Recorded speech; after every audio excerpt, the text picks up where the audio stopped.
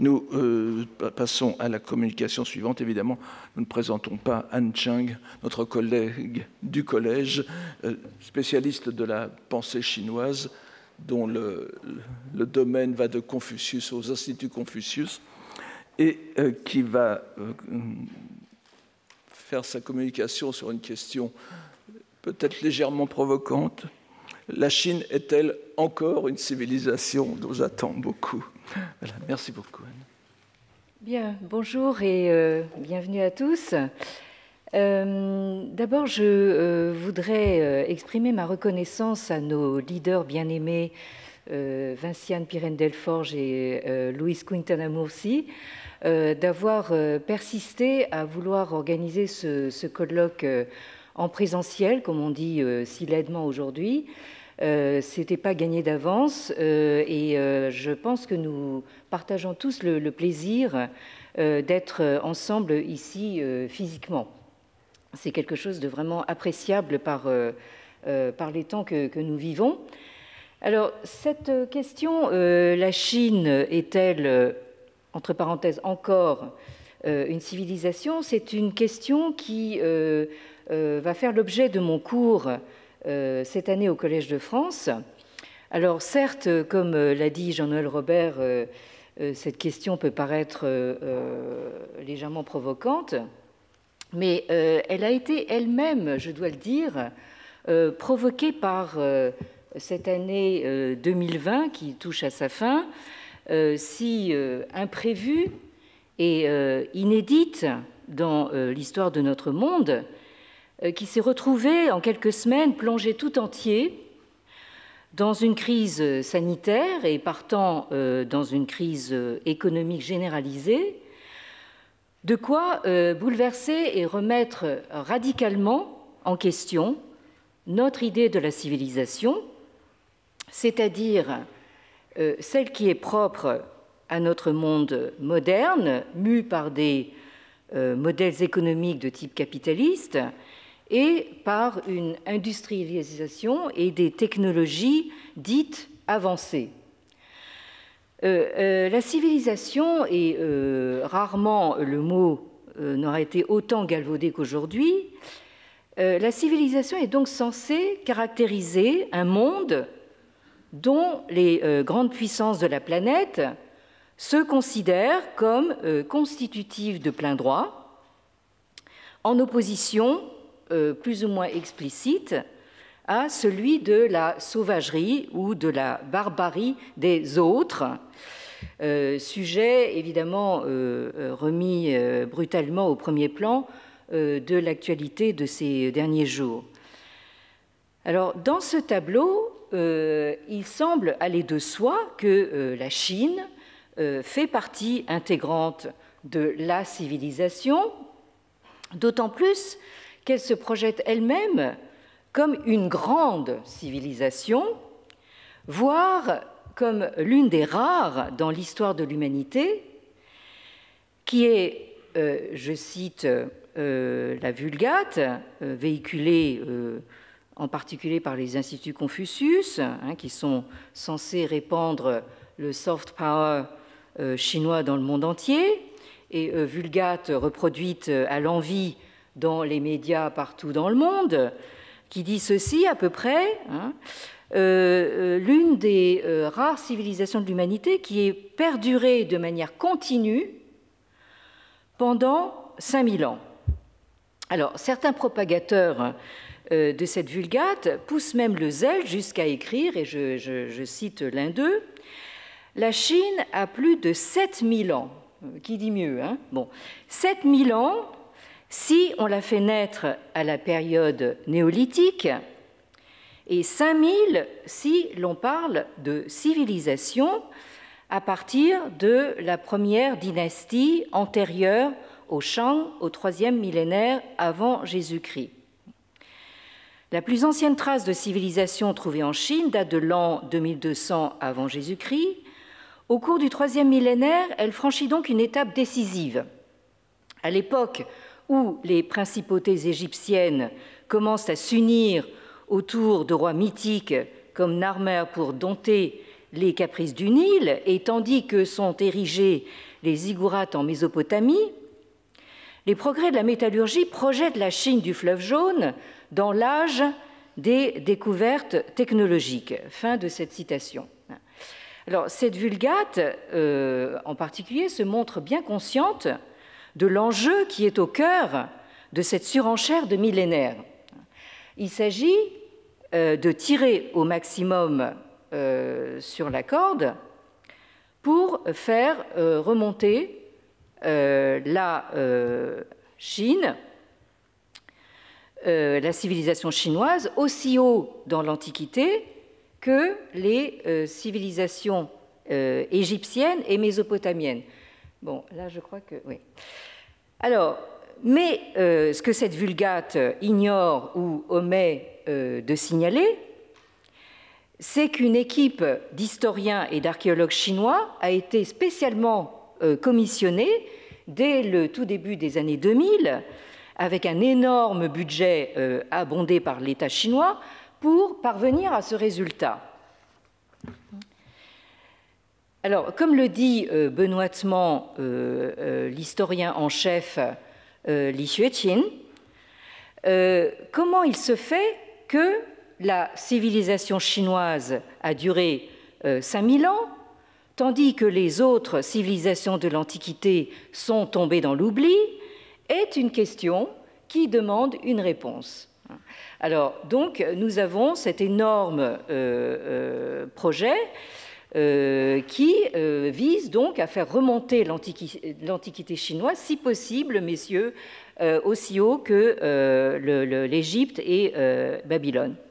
Alors, cette réponse, ne comptez pas sur moi pour vous la donner dans l'espace de la demi-heure qui nous est allouée.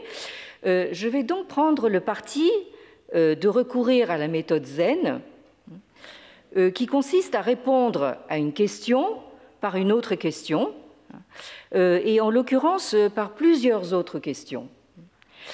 Alors, la première question est en fait un paradoxe qui devrait nous sauter à la figure, d'emblée. Comment se fait-il, monsieur Li Xueqin, que la revendication de 5000 ans de civilisation continue vienne d'un régime non seulement communiste, mais plus spécifiquement maoïste, qui, depuis sa prise du pouvoir en 1949, n'a eu de cesse de, je cite, faire table rase du passé et de détruire systématiquement, et je dirais même consciencieusement, tout ce qui pouvait rappeler de près ou de loin ce qu'on appelle la vieille société et toute la tradition culturelle chinoise. Alors que la continuité de la civilisation chinoise depuis 5000 ans soit revendiquée par un régime qui s'est toujours enorgueilli de présenter la rupture radicale, révolutionnaire avec le passé esclavagiste et féodal de la Chine, pour reprendre la terminologie marxiste, est évidemment un premier paradoxe de taille. Mais quand bien même on serait prêt à gober tout rond ce discours de la propagande officielle, il n'en demeure pas moins que la notion de Chine comme civilisation pose problème dans la mesure où elle relève actuellement davantage de la revendication subjective que de la constatation objective. Comme l'ont montré les présentations tout à fait remarquables d'hier, et également la présentation non moins remarquable d'Anne Lafont ce matin, la question de la et des civilisations est ici envisagée d'emblée dans une perspective européenne qui s'est imposée en Chine à partir du milieu du XIXe siècle, c'est-à-dire donc des guerres de l'opium, du fait de la domination coloniale, ou du moins de l'imposition de la suprématie technologique, mais aussi intellectuelle des puissances dites occidentales. Alors moi, ce mot occidental me pose toujours problème, parce que, en l'occurrence, il s'agit des puissances européennes, bien sûr, mais et aussi bientôt américaines. Et ne l'oublions pas, à partir donc surtout de la fin du XIXe siècle, japonaise. Il ne faut pas oublier que le Japon fait partie de l'Occident, n'est-ce pas, à cette époque. Alors, dans ce contexte historique, le monde non européen est placé d'emblée dans une position seconde, c'est-à-dire une position qui est acculée à être purement réactive ou défensive. Et c'est peut-être ce qui explique l'intervention d'Anne Lafont ainsi que la mienne, donc placée dans la deuxième journée du colloque. Je taquine un peu nos leaders bien-aimés. Alors, la question de savoir si le concept de civilisation est approprié pour qualifier la Chine est en fait, en tout premier lieu, la question de savoir comment la Chine se l'est appropriée. Alors, comme beaucoup d'autres parties du monde reléguées dans la cohorte des civilisations, donc au pluriel et pêle-mêle, alors non européennes, c'est-à-dire la fameuse formule anglaise « the West and the rest », donc la Chine a dû prendre le train de la civilisation-modernité en marche, et comme chacun sait, ce train était déjà lancé à pleine vitesse au milieu du XIXe siècle. Alors cette contrainte de devoir rattraper un processus déjà en marche et de devoir envisager les problématiques dans des termes et des formulations préétablies a été vécue en Chine avec le même ressentiment et la même revendication de reconnaissance qu'ailleurs. Et ici, bien sûr, le ressentiment est exacerbé par le fait que la Chine se considérait et était jusqu'à une certaine période considérée comme une centralité civilisatrice. C'est ce que vous avez à l'image ici, et cela depuis une très haute Antiquité. Alors, j'ai eu l'occasion, dans d'autres occasions, enfin dans d'autres cadres, et j'ai consacré plusieurs de mes cours ici au Collège de France, à la notion de centralité, que vous avez ici en chinois, donc zhong. Ici, vous avez ce caractère qui est censé représenter donc une cible traversée en son milieu par une flèche.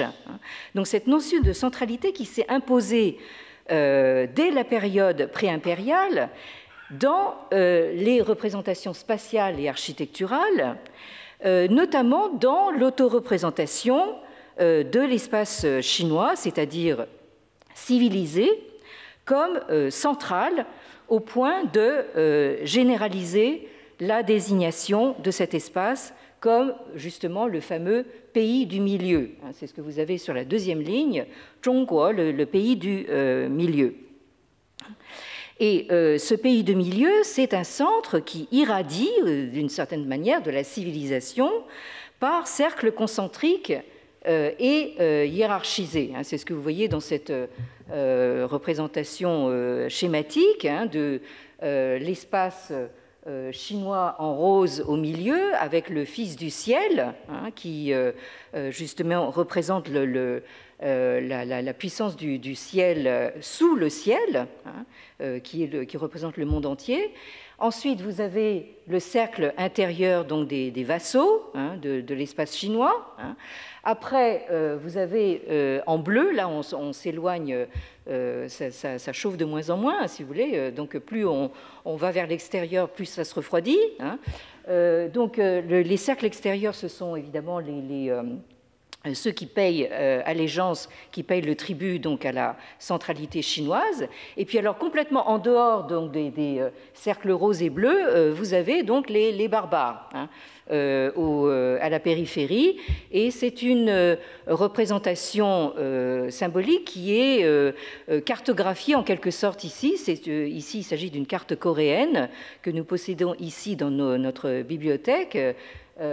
Du Collège de France, où vous avez une représentation du monde avec Zhongguo, c'est-à-dire donc le pays du milieu dans le cartouche rouge au milieu, et donc le monde qui s'organise autour avec donc vous avez ce qui entoure le pays du milieu, et puis tout autour, justement, c'est cette espèce de marge dans laquelle nous devons, nous, l'Europe, nous trouver quelque part. Hein. Bon. Alors, cette centralité qui s'est superposée à la représentation du monde comme, justement, tout sous le ciel, hein,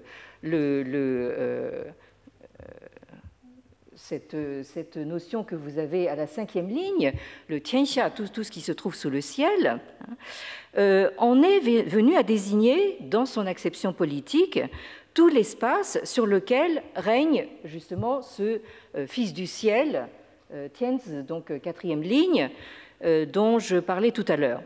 On obtient ainsi l'idée de la Chine monde, hein, qui est placé sous l'autorité d'un maître unique, détenteur de la puissance mystique du ciel, hein, c'est-à-dire de la marche naturelle des choses, qu'on appelle également par le fameux Tao, la voie. Hein. Alors, c'est une voie qui est aussi naturelle que la course ordonnée des astres dans le ciel. Hein. Alors, cette conception cosmologique du pouvoir se perpétue jusqu'à la chute définitive du régime impérial en 1911.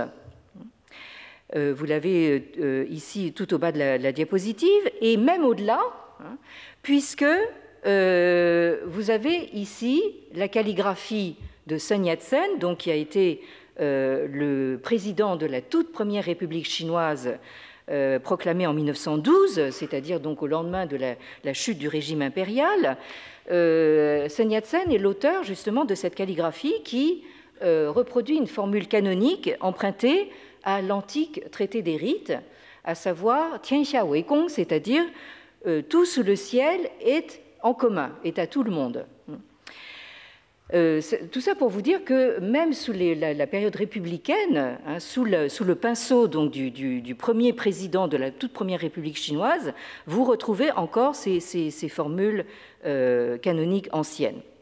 Alors ceci m'amène à un deuxième paradoxe de taille, à savoir que la conception de civilisation élaborée dans l'Europe des Lumières s'est imposée à la Chine de l'extérieur, hein, par l'intermédiaire du Japon.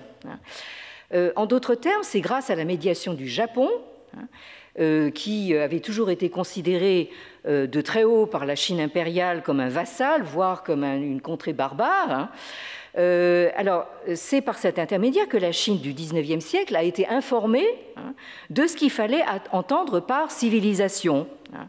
Alors, je le dis sans ambages, et n'en déplaise aux nationalistes chinois d'aujourd'hui, si je veux comprendre quelque chose, hein, à la question de la civilisation appliquée à la Chine d'aujourd'hui, je suis obligé de passer par la case Japon. Hein. Et par son processus de médiation en particulier qui a été la traduction. Or, ce passage obligé correspond à ce que le discours officiel chinois actuel appelle le siècle des humiliations, que vous voyez retracé ici. Le siècle des humiliations, c'est celui qui s'est écoulé en gros entre le milieu du XIXe siècle et le milieu du XXe siècle, c'est-à-dire plus précisément entre les guerres de l'opium, qui correspondent à peu près à l'apogée du colonialisme européen, et ce qu'on appelle, dans le jargon officiel, la libération de 1949, hein, qui désigne la victoire des communistes de Mao Zedong et l'instauration de la République populaire de Chine en 1949. Donc. Alors, ce Japon, hein, dès le milieu du XIXe siècle, avec l'ère Meiji que vous avez ici, donc, qui a duré entre 1868 et 1912, je vous ai mis les kanji, les caractères chinois, parce que il me paraît tout à fait intéressant. Meiji se prononce en chinois donc Mingzhi, qui veut dire donc Ming, c'est la lumière. Hein. C'est un caractère qui est composé de manière très poétique par une combinaison du soleil et de la lune. Hein. Donc la lumière prise comme principe de zhi, c'est-à-dire de gouvernance, hein, de gouvernement. Alors cette ère Meiji, hein, autrement dit, cette ère qui se place sous le signe d'un gouvernement éclairé ou un gouvernement des Lumières, s'est lancée dans un processus de modernisation à marche forcée, hein, qui a duré donc toutes ces décennies jusqu'au début du XXe siècle, à partir duquel donc le Japon commence à se militariser et la suite, vous la connaissez à peu près. Hein. Alors, modernisation, occidentalisation qui a permis au Japon, dans un même mouvement, de se dégager définitivement de l'influence de la civilisation chinoise et de battre la civilisation européenne à son propre jeu. Vous avez ici sur la diapositive quelques dates tout à fait parlantes. 1895, le Japon inflige une première défaite à l'armée impériale chinoise, qui ne s'était jamais vue auparavant. Hein. Alors, du coup, réaction, 1898, la Chine se dit « il faut faire quelque chose » et donc tente la toute première réforme du régime politique, hein, qui est cette réforme dite des 100 jours, mais qui aboutit, comme par hasard, à un fiasco. Bon. Ensuite, 1905, le Japon, toujours le même, inflige une défaite à la Russie, c'est-à-dire donc pour la première fois on voit un pays asiatique infliger une défaite à un pays considéré en gros comme européen. Bon, je sais qu'hier il y a eu des débats sur, disons, le caractère européen de la Russie, mais enfin bon, vue d'Asie, hein, c'est quand même quelque chose. Et comme par hasard, 1905, c'est également l'année où la Chine, toujours impériale, décide d'abolir le système des examens que nous connaissons sous le nom d'examens mandarinaux, hein, qui avait été véritablement le pilier, hein, de tout le régime impérial, puisqu'il c'est lui qui permettait le recrutement de toute la bureaucratie impériale depuis sa fondation. Bon, alors, donc dans ce geste de laisser derrière soi ou de laisser tomber l'Asie, hein, je fais allusion ici à un texte de 1885 qui a été attribué à Fukuzawa Yukichi, que vous avez ici donc en costume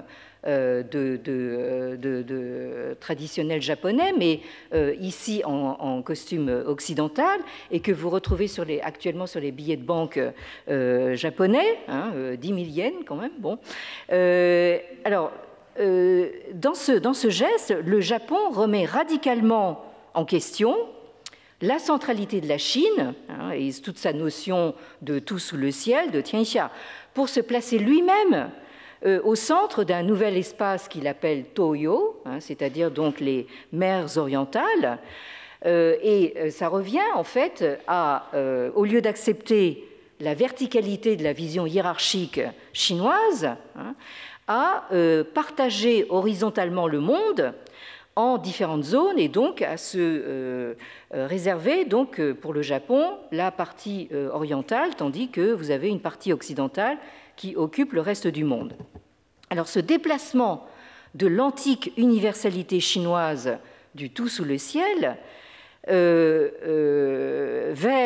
l'universalité moderne et européenne des États-nations recentré sur le Japon, se fait aussi avant tout par le processus de traduction, comme je l'ai dit, exercice auquel les élites japonaises, à la différence des élites chinoises qui sont exclusivement monolingues, hein, ces élites japonaises, elles y sont rompues depuis toujours, puisque précisément de par justement leur utilisation du chinois hein, comme langue savante, et aussi depuis l'époque d'Edo, par leur entreprise des études hollandaises. Hein, c'est-à-dire que les Japonais ont commencé par se mettre à l'étude du hollandais pour se mettre en communication avec les Européens, jusqu'au jour où ils se sont aperçus que c'est l'anglais qui dominait. Alors ils se sont dit, zut, il faut tout recommencer. Bon.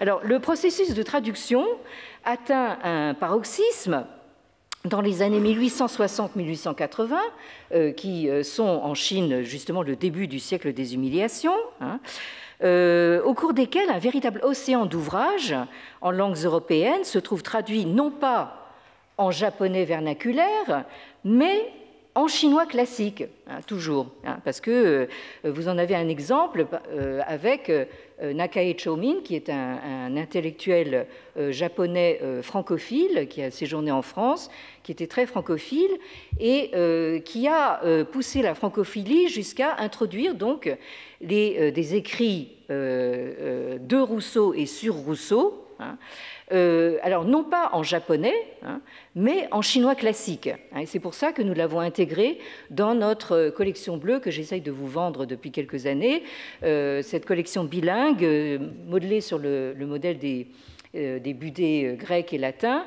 aux belles lettres. Alors ce processus de traduction, je vais m'y arrêter un tout petit peu, hein, même si je vois que l'heure tourne, mais enfin, je pense que j'ai quand même droit à encore... hein. Bon, bien, tant pis, vous n'aurez pas de pause, c'est pas grave. De toute façon, je ne sais même pas s'il y a du café servi. Bon, bien, alors, donc ce processus de traduction, c'est tout à fait intéressant parce que il utilise le chinois, hein, les mots chinois, alors à la fois enfin, dans une sorte de reprise telle qu'elle, ou alors dans un processus d'invention. Alors je m'explique. Vous avez par exemple en bas de la diapositive deux possibilités qui ont été proposées pour la traduction du mot philosophie tel que l'entendaient donc les Européens au XIXe siècle. Hein. Alors, la première proposition est une reprise en fait d'un terme chinois, ri gaku, li xue, qui veut dire en fait l'étude sur la raison inhérente aux choses. Hein. Bon. Et en fait, ce qui a emporté le morceau, c'est la deuxième proposition, qui est Tetsugaku, hein, Zhexue, qui est une combinaison de mots chinois. Hein, donc, Zhe, c'est la recherche de la sagesse, et Xue, c'est toujours l'étude. Hein, c'est l'étude sur la recherche de la sagesse qui a été retenue donc pour traduire cette notion de philosophie et qui est restée donc non seulement en chinois mais dans toutes les langues du monde sinisé. Hein. Donc ici, c'est disons l'invention, hein, le néologisme qui a été donc retenu. Et il en va de même avec la notion qui nous intéresse aujourd'hui de civilisation, hein, qui a été traduite par, ici, vous l'avez ici, Bummei, dans la formule phare justement de l'ère Meiji, Bummei Kaika, hein, c'est-à-dire donc si on décompose Wen, qui, comme je vais le rappeler tout à l'heure, donc qui est véritablement la notion centrale de civilisation en chinois, hein, à laquelle on ajoute, hein, on la combine avec la notion européenne de lumière, hein, et on ajoute cette notion de kaihua, c'est-à-dire donc ou de kaika en japonais. Donc kai, ça veut dire ouvrir, et hua, de nouveau, on reprend en fait un terme ancien chinois qui désigne le processus civilisateur. Donc là, vous voyez que dans cette formule à 4 caractères, à 4 kanji, vous avez une combinaison à la fois de notions très anciennes chinoises, c'est-à-dire wen ou bun, et hua ou ka, et entre les deux, donc, on injecte en fait des notions européennes. Alors, voilà. Alors, je voulais quand même vous montrer justement la page titre de ce modernisateur Fukuzawa Yukichi, dont je vous montrais les photos tout à l'heure, qui justement est un traité sur Bunmei, sur Wenming, c'est-à-dire donc la civilisation lumière. Alors, pour ce qui est de ce terme de Wen, que vous trouvez déjà dans les entretiens de Confucius, il s'agit de l'un des sens que l'on peut distinguer du mot civilisation, c'est-à-dire le fait de constituer une civilisation, puisque Wen désigne toute forme de trace, en particulier la trace écrite, autrement dit toute trace justement de civilisation humaine, et ça peut avoir le sens aussi de façon très intéressante du refinement dont nous parlait Céline Spector hier. Donc Wen, on peut dire que les Japonais ont pris là en fait véritablement le terme chinois qui désigne justement le fait de constituer une civilisation. Par ailleurs, comme je le disais tout à l'heure, le fait d'être en mesure de civiliser les autres est désigné par le terme de roi, c'est-à-dire la capacité pour le souverain charismatique de transformer ses sujets et même de transformer justement les barbares. Donc, d'où justement cette idée que la civilisation chinoise est capable de transformer même les règnes barbares qui ont prévalu sur elle. Je parle des Mongols et des Mandchous. Alors évidemment, tout ça, on est dans le mythe, mais je n'ai pas le temps de développer. Et vous avez un troisième sens possible du mot civilisation, c'est le fait d'être ou de se comporter de manière civilisée, donc la politesse, courtesy et tout ce que vous voudrez. Bon. Et tout ça, c'est subsumé dans la notion chinoise des rites. Bon, alors là, je n'ai pas le temps non plus de développer, mais toujours est-il que je voulais vous montrer comment, en fait, par la médiation du Japon, on injecte justement cette notion de civilisation européenne avec des termes qu'on emprunte en partie donc à des notions très anciennes chinoises. Alors, la référence au Japon de la fin du XIXe siècle me paraît tout à fait capitale, non seulement justement parce qu'on comprend beaucoup de choses à travers ce processus de médiation, de traduction, mais parce que, et c'est à quoi je vais me consacrer cette année, à mon sens, elle préfigure ce que la Chine est en train de faire aujourd'hui. Donc là, je crois que nous avons quelque chose de vraiment important. Alors, je finirai sur un troisième paradoxe, c'est que c'est précisément au moment où la notion de civilisation perd de son prestige dans le monde euro-américain, c'est-à-dire the West, qu'elle se trouve valorisée par the rest.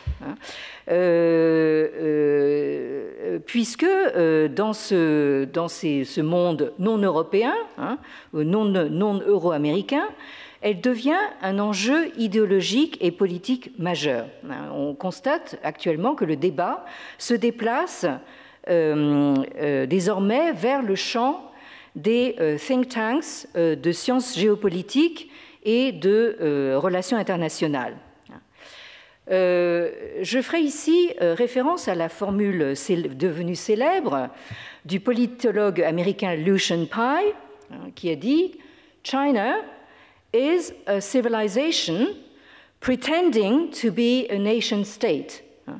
Alors, si je traduis, donc la Chine est une civilisation qui fait semblant hein, to pretend, ici c'est un faux ami, hein, donc qui fait semblant ou qui veut se faire passer pour un État-nation.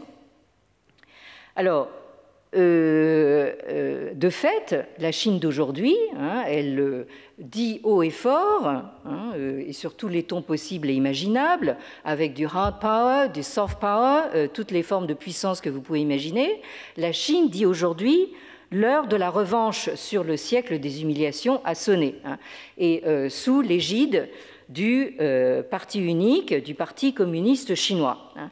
Alors, ce que la Chine est en réalité, ce n'est pas exactement un État-nation, c'est un État-parti qui pretends, qui fait semblant d'être un État-nation et qui prétend, alors là cette fois-ci sans faux amis, hein, qui prétend être une civilisation, hein, et bien mieux, qui prétend être l'héritière de 5000 ans de civilisation impériale chinoise continue. Donc, là, on revient à mon point de départ. Donc, la fin est proche.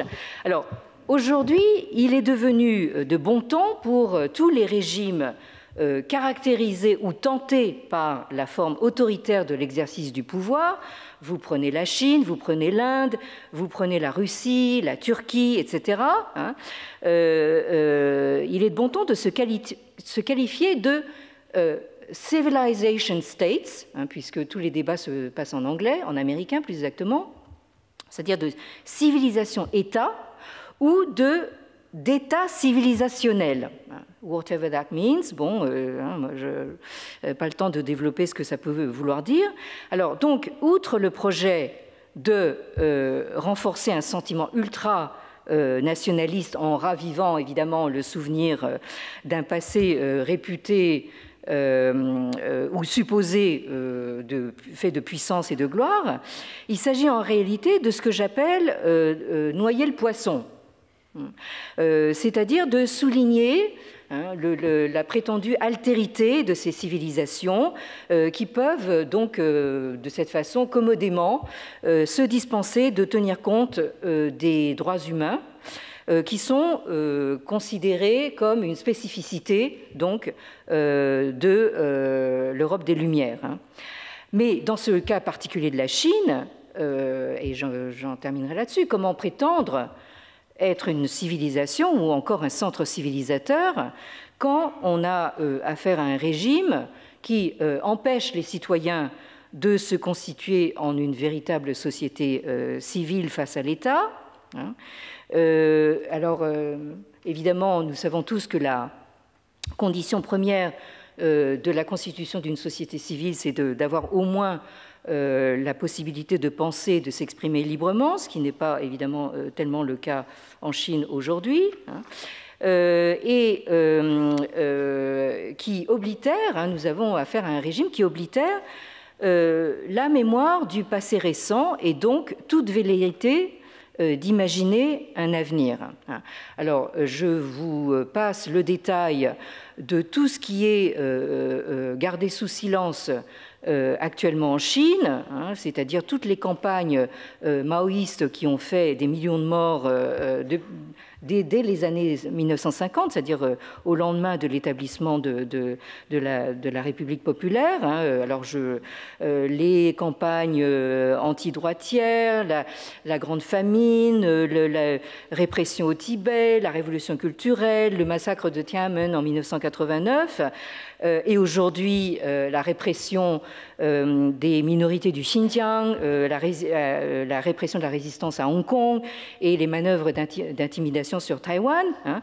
Bon, et tout ça, actuellement, est passé sous silence également, hein, d'une certaine manière, par the West, hein, par les puissances occidentales, qui essayent d'entretenir un doux commerce, toujours pour reprendre quelque chose dont nous a parlé Céline Spector hier, le doux commerce avec la Chine. Hein. Et le tout maintenant couronné, si j'ose dire, par la pandémie, hein, qui est partie du centre, enfin du milieu, du pays du milieu, hein, de la Chine. Et donc l'ironie tragique, c'est que le soft power tant recherché par la République populaire de Chine a pris la forme ô combien efficace, mais pas forcément désirable, d'un virus. Alors, disons qu'il me semble que c'est tout à fait intéressant de constater que quand on s'interroge sur la Chine comme civilisation, on est obligé de passer par justement cette contestation japonaise, qui, j'ai parlé du 19e siècle, mais elle date de bien avant.